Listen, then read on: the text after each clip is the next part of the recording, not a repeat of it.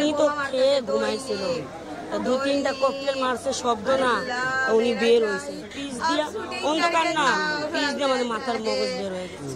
এরা হইলো সোদপুরিয়া group, হেদেরি group, পার মনু, পিচ্চি রাজা, এরা গ্যাঞ্জাম করে। এই সাইডে থাকে আপনার সোদপুরিয়া গ্রুপ, ওই সাইডে থাকে পার মনু, পিচ্চি রাজা, এরা সব মিলা এই এলাকা নিতে চায়। এই এলাকা হলো সোদপুরিয়া গ্রুপে, হ্যাঁ ওরা নিতে চায়। আর এলাকা 4 নম্বরে থাকে, পাকা ক্যাম্পে 4 নম্বর। উনি তো খেয়ে ঘুমাইছিল, দু তিনটা ককটেল মারছে, শব্দ না, উনি বের হয়েছে। বেরোয়ার সময় দেখতেছে কোন জায়গায় উনি বের হয়েছে পিস দিয়া, অন্ধকার না, পিস দিয়ে আমাদের মাথার মগজ বের হয়ে গেছে।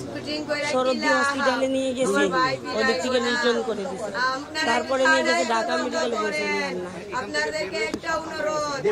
এদিকে গিয়ে